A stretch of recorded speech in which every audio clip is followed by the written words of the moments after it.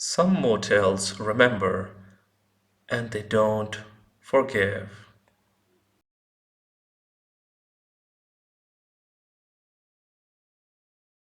I only stopped at the Sunray Lodge because the highway had been a throat of fog for 15 miles and my wipers were smearing more than clearing. The sign's E flickered, trying to become an F. I liked the effort. I parked under a hanging light that swung without wind and walked in with my duffel and the kind of headache that makes you forgive stains. Evening, the clerk sat behind a scarred laminate desk like he'd grown out of it. Pale, clean nails, a brown ledger open besides the computer, ink splayed like veins. Room, I said. One night. He slid a brass key towards me, no tag, just teeth and a number scratched by hand. 12. We did the dance. ID, card, receipt. He spoke like the words had been folded twice before he said them. Ice is down the hall. Don't use the back lot. The cameras are decorative. Decorative cameras? I liked that too. I slept like a punched out TV.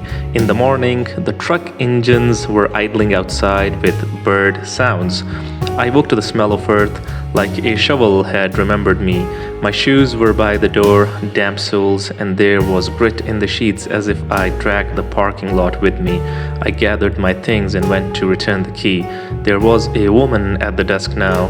The ledger was closed. The decorative cameras felt more honest in daylight. Check out, I said. She blinked. From where? Room 12. She turned to the rack. Empty brass hooks, numbered. 12 was full. We didn't rent 12 last night. Then give me a medal, I said. I slept there anyways. She didn't laugh. She tapped the keyboard. The monitor's reflection put a window in her face. I'm sorry, I don't have you in the system. Well, check the book. The book? She touched the leather spine like it might bruise. We don't use that anymore. It is just for show. Then what did he use? I pointed to the coffee ring on the counter where a mug had been. The guy last night, what did he use? There was no night clerk, she lowered her voice. Either for drama or respect. I'm alone after 6. I told her the routine. My name, my card. She printed my activity, no charges. She showed me the lock for the key, number 12, locked since 2010. You are mistaken, she said, and I could feel the room trying to push me out with politeness. I could have shrugged and left a story behind me. Instead, I said, let's go look. She was braver than she looked. She came with a flashlight. She was braver than she looked. She came with a flashlight. Room 12's door was heavier from the outside. Paint thick like old icing. The knob turned like an apology. Inside, a bed remade to corporate exactness. Air that didn't know me. No grit, no damp shoes by the door. And the smell, bleach. Nothing like soil. She aimed the flashlight at the carpet, the closet, the bathroom with its folded triangle of toilet paper, a room rehearsing cleanliness. I stood in the middle and said, this is not the same place. Maybe you meant 21, she said gently, and I could tell she regretted coming back here with me. Maybe your computer meant nothing, I said. My headache came back with friends. She cut to the thing she'd been avoiding. People get confused here. She watched my eyes like she was looking for a match. There was a situation years ago. The county doesn't like us much. What kind of situation? She opened the closet. On the back wall, behind the iron and the spare blanket, someone had scrawled a phone number in pencil, then erased it so hard the paper-thin paint had torn. Numbers left like ghosts. 555674. She watched me see it. I have to get back to the desk, she said. If you remember anything helpful, write it down. She handed me a pad with the Motel's logo, a sun with lines too long, more like spikes. I waited until she left, then closed the door and locked it. The smell came back like it had been waiting in the latch. Wet soil, a trowel under a bed. I peeled the comforter and saw the thin sheet beneath. brown dust along the mattress seam. I pressed 2 fingers into it and they came away tinted. Not soil, clay. I lifted the mattress. The slats groaned like a throat. Someone had written in the wood with a nib that caught. If you slept here, you already signed. The letters were too neat to be a prank. I returned to the lobby. The ledger was open now, but not to last night, to a page that made the paper older just by being written on, names in looping cursive, dates that had turned orange with age.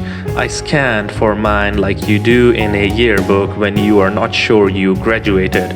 At the bottom of the right page, a name I recognized in a way that made my heart mispronounce itself. My name, written in the curl of someone else's hand. The date besides it, October 13th, 2010. You said 12 was locked since? I couldn't finish because she was already closing the book. She kept her fingers there, flat. I told you, people get confused. Read it, I said. No one reads the old pages, not since the raid. Raid? Which raid? She closed her eyes like she was saying grace. You should go. I put my palms on the ledger. The leather was cool like shade. Tell me, please, please tell me. She told me the short version. The sunray had been a pipeline a decade back. Cash washes in as nightly stays. Cash goes out as repairs and incidentals. The county came in with vests and clipboards. Some people ran, some hid. One of the hiding places was under room 12, the crawl space between foundation and earth, shored with cinder blocks, dirt damped, the air sweet like root cellars. They found a stack of ledgers down there and a stack of IDs to match. You think I'm part of that? I said. I think you slept in a room that remembers, she said. Why is my name in your relic then? Because you already checked in, said a man behind me. The voice was exactly folded twice. I turned. Last night's clerk leaned in the doorway from the hallway to the office, light outlining him like a cutout. He held a mug that said, "World's Best Uncle," in a font that was trying to be brave. I knew you'd be back, he said, and smiled in a way that didn't travel to his eyes. You always come back around now. Who are you? I asked. He set the mug down beside the ledger like a prop on its mark. I am the one who keeps the promises the building makes. What promises? He twitched the ledger open to my name. Every time someone sleeps where the ground listened, the book balances. We owe a stay from 2015. We give a stay now, the till evens, that is all. I didn't stay here in 2010 or 2013 or 2015. So obviously, he slid a page protector across the counter inside a receipt with the motel's sun, my name and a line item, cash. Signature that looked like mine after an earthquake, the room number 12. The woman said softly, there was a storm that week. Westbound washed out. We kept people for free if they got trapped. I tried to remember that week in 2010. I saw a motel room that could have been any, a storm that could have been many. I saw younger me driving too far to prove a point to someone who wasn't asking. This isn't legal, I said. Nothing here is legal, he said. And it wasn't a threat. It was an exhausted joke. It is arithmetic. The building keeps its own accounts. You signed then, you sign now. I didn't sign anything last night. He tapped the counter with one nail. The patch she'd given me, the logo sun with spikes, was missing a sheet. He peeled the top page and there it was, a fresh indentation, my name pressed through the paper when I'd palmed the ledger. Pressure counts, he said. So does intent. I laughed because the other option was to run. What do you want from me? Finish the stay, he said. You leave owing. You take more with you than miles. He glanced towards the parking lot. Our guests who skip don't skip far. The woman flinched like she was remembering a specific car. I don't like owing. I don't like someone else doing my math. I took the key he laid down. This time it had a tag, 12, on worn plastic, smoothed thumb marks on the back. I went to the room and shut the door and set the chain. The earth smell greeted me like a dog. I lifted the bed again, and this time I pried up a slat. Beneath, darkness and the faint cool of dirt. Not a void, a crawl space. I lay on the floor, cheek to the grit, and whispered into it the way you whisper to drains when rings are at stake. What do I owe? Something answered that was not a voice, not a vibration, a looseness in the air, the feeling of a held breath released. I understood without the language. The motel wasn't asking for me exactly. It was asking for equilibrium, for the signature I'd given in a past that thought it was unimportant to be honored in a present that didn't want to. I slept.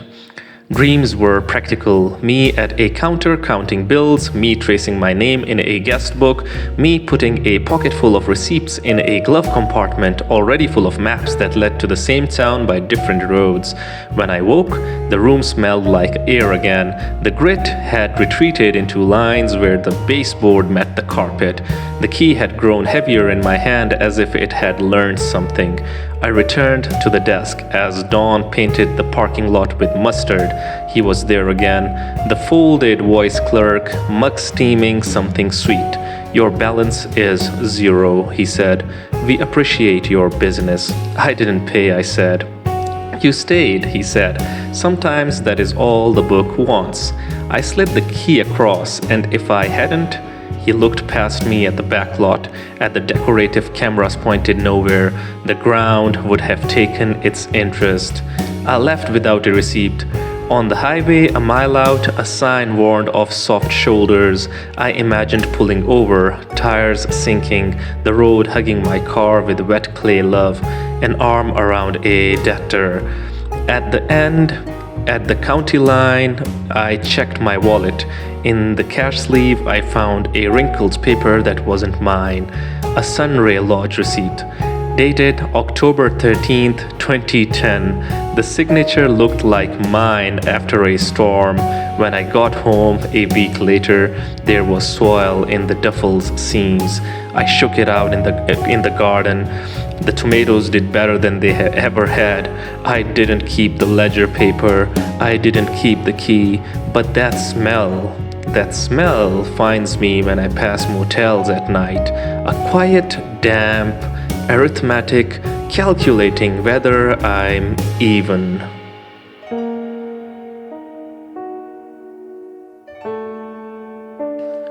I booked the Redwood Motor Inn because it had a vacancy and a rate written in dry erase on a board that someone kept erasing and rewriting the same number on, like they were trying to trick themselves into hope. The bed in 23 was the kind that sighs when you sit down, like fabric remembering a body's map. Anything you need, the manager stood in the doorway as if the threshold would bite. Dark and quiet, I said. He looked at the bed, then at me, as if I had requested something the bed might refuse. We don't get many complaints, sir. He left. I slept fast. I awoke to a VHS tape on the nightstand, beige shell, my last name on a white sticker in tidy block letters. Redwood Inn, 23 stamped near the window. A VCR sat under the TV like an animal that would only eat rectangles. I laughed, then I fed it. On screen, the motel room from the ceiling corner, fish eye, my body, asleep, moving in small negotiations with the sheets. Then a shift to a second angle, bedside, aimed at my face. My mouth formed half words that evaporated. At the end, the camera widened, and someone, a tall shadow in the doorway, appeared and stood watching. The tape ended not with static, but with silence so clean it felt like a held breath. I rewound and watched twice. The way you reread a word you're sure you know. The shadow had the outline of a coat. I paused on a frame, no features. I took the tape to the desk. The manager had the face of someone trying to age out of a job that would never retire him. He didn't flinch when I set the cassette down.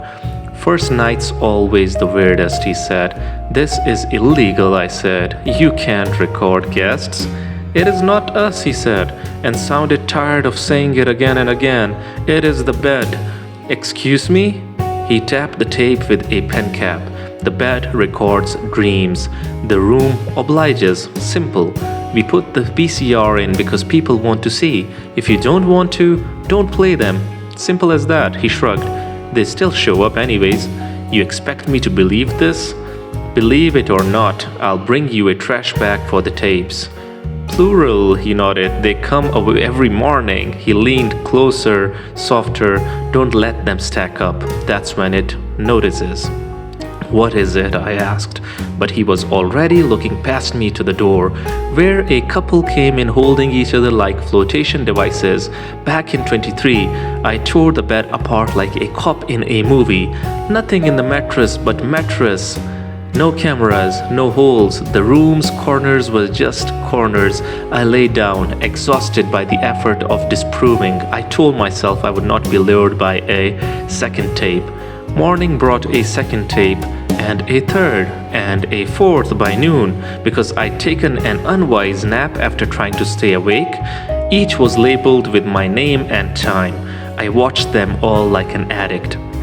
They were dreams, but not memories. On one, I sat on a beach I have never visited and counted backwards while someone off-screen matched me number for number. On another, I walked through my childhood home and found every door locked except the one to the basement, where my father waited with a glass of ice water, silent, eyes wet. I woke from that one thirsty and furious at the cruelty of being offered a past you couldn't drink. The shadow in the doorway visited at the end of every tape, never closer than the threshold, never a face. Then, on the fifth tape, the shadow lifted a hand, palm up, like a server, inviting. I told myself I'd change rooms. I didn't. Instead, I went to a pawn shop off the frontage road and bought a blank VHS 10-pack and a little camcorder that recorded to tape. The clerk said, "Haven't seen these in years," and I said, "Neither have I," and neither of us was lying. Back at 23, I recorded myself awake. I pointed the lens at the bed and said, "Who are you?" I left the camera running, the red light a patient eye. I fell into the kind of sleep you do when a problem becomes a blanket. Tape 9 changed things. It began like the others, me asleep, the breath of the room a low C, then a flicker, a jump cut that skipped time like a scratched CD, and suddenly I was standing at the foot of the bed on screen, eyes open, mouth closed. I should have felt memory rush up to meet the image. Nothing. Dream me looked towards the door where the shadow waited. "Okay," I heard myself say on the tape. "Not this me, the other me." He stepped forward. The screen went to snow for a second, then cleared. In the bed now. Nobody. I checked the window. The glass had smears that might have been handprints or might have been impatience. I opened the door and I looked at the threshold, scuffed. My jaw ached like I'd been clenching. I played the rest. The camera stayed on the empty bed for 8 minutes. At the end, the shadow returned to the doorway, and it wasn't a shadow now. It was a person with my outline, carrying a rectangle. He set the rectangle on the nightstand. The VCR whirred. The TV cut to a different feed. Me? Weeks ago, in my own apartment, asleep on my couch. The angle from my living room corner, the sound, a thick hush. The tape simply ended. I didn't go to the desk this time. I went to the bed and lay down and pressed my ear to the mattress. I don't know what I thought I'd hear.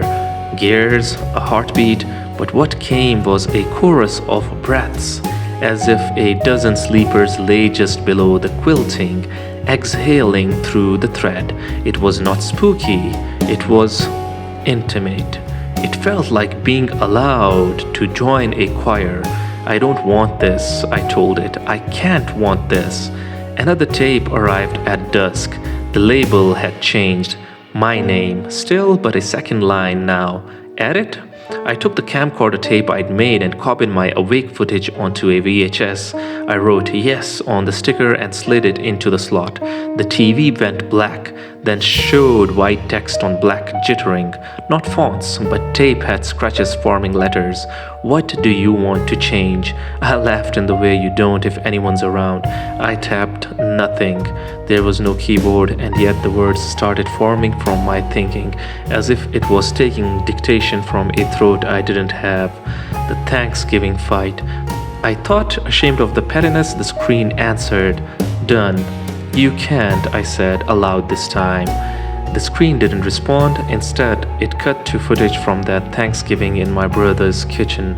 The shaky phone video my niece had once texted me. The one where I called my brother a coward and he called me unreliable, and we both weren't wrong. Except now, in the footage, I didn't say it. I said, "Sit down," and I meant it like an invitation, and he did.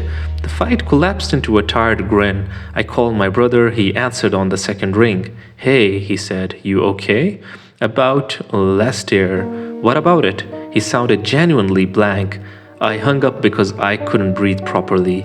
New tapes came like tide. Each asked, each answered. I told myself it was selection bias, fragile memory, wishful thinking, that we edit our lives anyway and the bed was just a prop.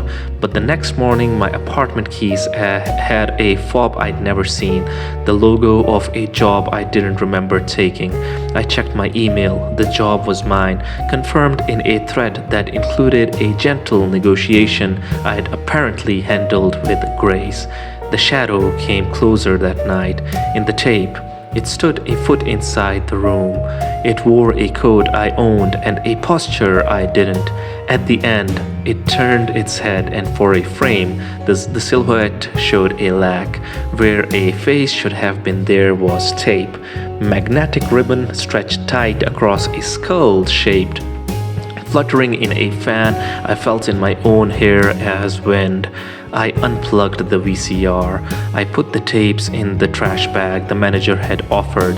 I loaded the bag into the truck and decided to check out before the bed could ask me another favor. At the desk, the manager slid a sheet towards me. Not a bill, a waiver. "We stopped charging after night 3, he said. "We just ask you to sign this." "What is it?" "Acknowledgement, sir," he said. "That changes your experience are accepted, that you won't blame us, basically. That is ridiculous." "I agree," he said, and that honestly almost undid me. But ridiculous is what we have. I didn't sign. I handed the key over and carried my bag to the car and put the motel in the rear view. The rain had stopped. The world had edges again. 10 miles out, the engine coughed like it wanted to tell me something.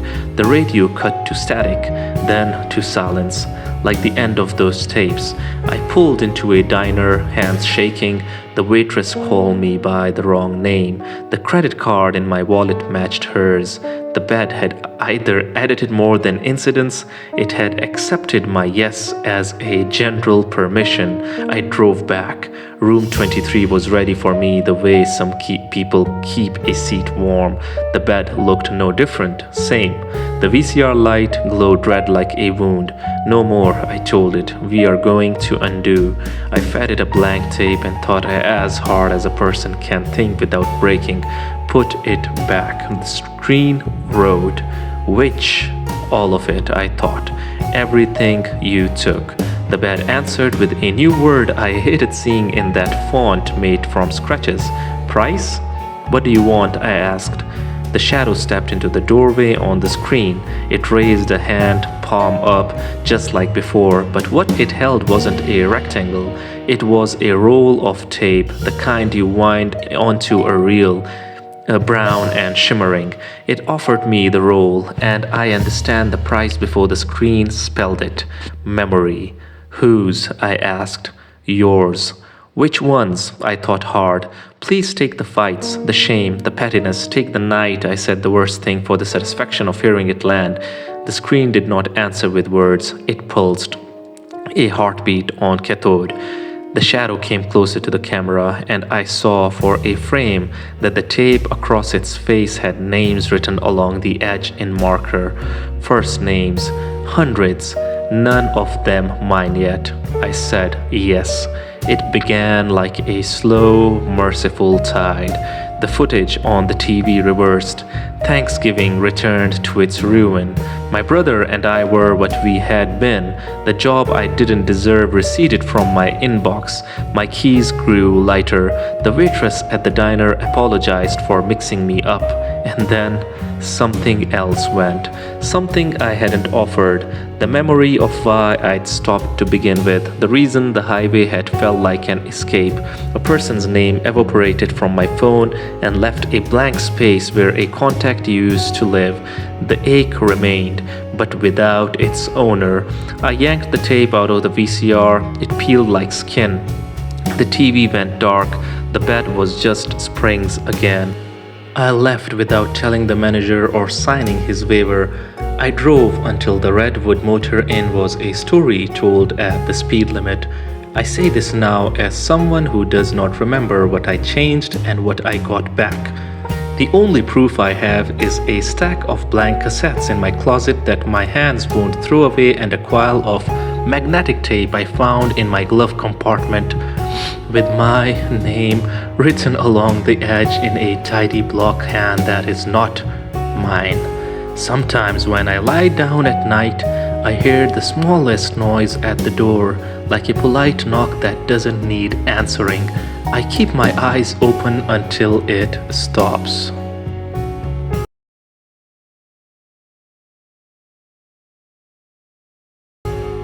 The mirror started with the lamp. The motel had two identical rooms side by side, 17 and 17, but the second had its 7 facing the wrong way, like it had refused decades of typography. I took the one that matched reality. Inside, I set my bag down, checked the bathroom for other people's hair, and hit the switch on the nightstand. The lamp turned off. I hadn't turned it on. I pressed it again and it glowed. Off was on. On was off. Someone had wired the room like a prank that never got old. The clock ran backwards too. Numbers devoured time instead of feeding it. My phone battery went up a percentage when I scrolled. The Motel Bible's text read left to right, but the chapter numbers were mirrored. I laughed until it embarrassed me, and then I noticed the last thing. My reflection stayed too long. Not in the bathroom mirror, in the black TV screen. When I moved, it moved, but a half heartbeat late. I told myself it was lag. The room lighting, the cheapness. Then, to be sure, I raised my right hand. The reflection raised its right hand. Not mirrored, matched.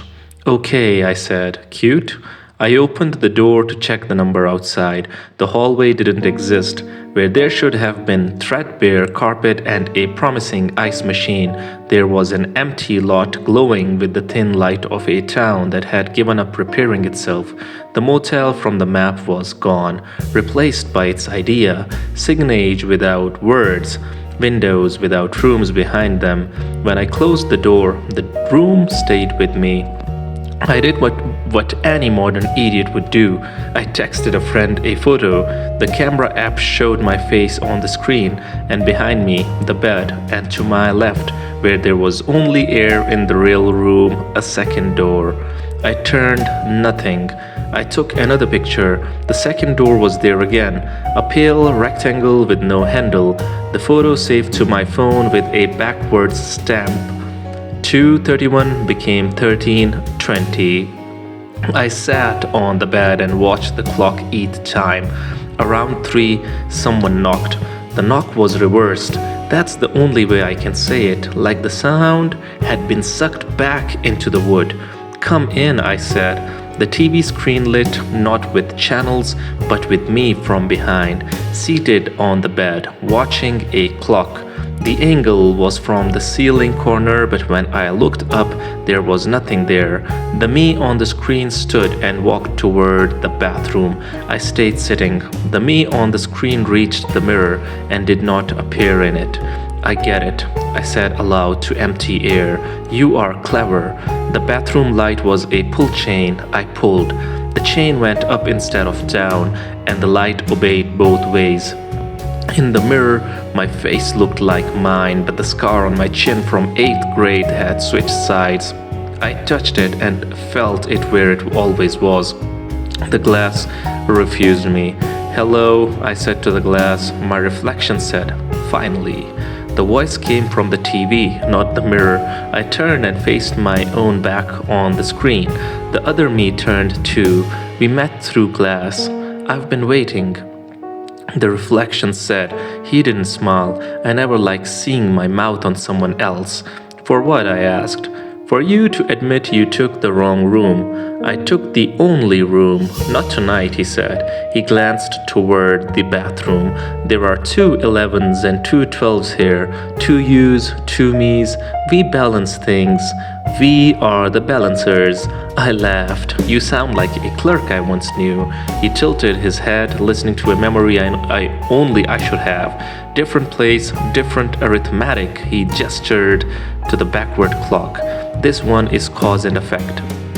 What is the price? I asked, because there is always a price. An exchange, he said. You get to undo a single choice.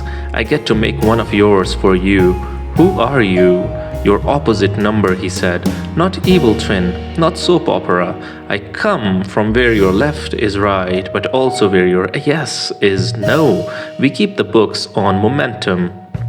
You are an avalanche in small shoes. I sand down your edges. You add back my missing spine.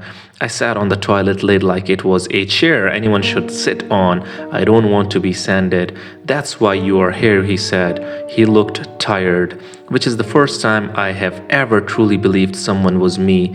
Pick your moment. I picked one I'd carried like a hot coin for years. I said the date and the city and the name of the diner. He nodded. The clock stopped moving. The room rearranged itself without moving. I don't know how to say it better. My bag was still by the door. The lamp still wanted the opposite. But the smell of the air had changed to old onions and coffee, and the ache in my chest slid to a place it hadn't a minute ago. Go ahead, he said. Do I walk out a door that isn't there? He pointed to the TV. On screen, a second door swung open where the photo had shown one. In the real room, a cold line of air traced my ankles. I stepped forward and the wall became a doorway. And then a booth at a diner years ago where a woman I loved and I ordered pancakes to avoid talking about children. I won't make you sit through it. You have had a choice you'd like to repaint. I repainted mine. I said the generous version of a thing I'd said cruelly. She looked at me and believed me. The waitress refilled our coffee, and somewhere a clock started moving the correct way. When I stepped back, the motel regained its smell like it had been holding its breath. My reflection watched me with a complicated generosity. Good, he said. Your turn to give. What do you want to choose? He looked at the bed. Sleep, he said, instead of rage. You weren't going to sleep tonight. You were going to get in your car and drive too fast towards a conversation you weren't invited to because you burned bridges for warmth. That's poetic, I said. It is a diagnosis, he said. I'm choosing sleep for you. You'll hate it and live. I can override, I said, just to see what my mouth looked like when it lied. You can try, he nodded at the backward clock. This place will tuck you in. He stepped closer to the TV screen, closer to me, so close that the pixels became a grid of tiny windows, and behind each I thought I saw other rooms, other us, living their mirror arrangements. One more thing, he said. If you ever come back here wanting more than balance, the room will give you more. It will give you everything you ask, and you won't leave. Ask for exactly what you can carry. I lay on the bed to prove him wrong. The mattress persuaded instead of argued. I slept like a person who had been allowed to be an earlier version of himself for 15 minutes. I woke to noon that felt like morning. The clock ticked forward. The lamp obeyed the switch. The Bible's chapters had their numbers right. The door opened to a hallway packed with an ice machine that curved out crescents. The room had decided I could be trusted with one choice. At the desk, the woman there asked, "How was your stay?" "Responsible," I said, tasting the word like a foreign candy. As I signed the receipt, I glanced at the key rack. 2 11s, 2 12s. The second sevens were still backward. "Do people ever get confused?" I asked. "All the time," she said. "Most of them think they want corrections. Most of them really want mercy." "How many come back?" She slid my card and looked up. "Enough to keep the doors from sticking." I took the long way home, the speed limit way, half a mile from the motel. I saw a wreck being cleared from the opposite shoulder, a car the color of a bruise, a man arguing with a cop about what counts as an emergency. In his face, I recognized an arrangement of features I live with. I didn't stop. The room had already chosen for me. That night, I dreamed of numbers falling off faces of clocks and landing as coins on a counter. Someone counted them out loud in a voice that matched mine, and for once, nobody came to collect interest. For once, I thought maybe the entire world is parallel, made of two instead of one. For regular horror content, like the video, subscribe the channel, hit the notification icon, and sleep with your eyes wide open.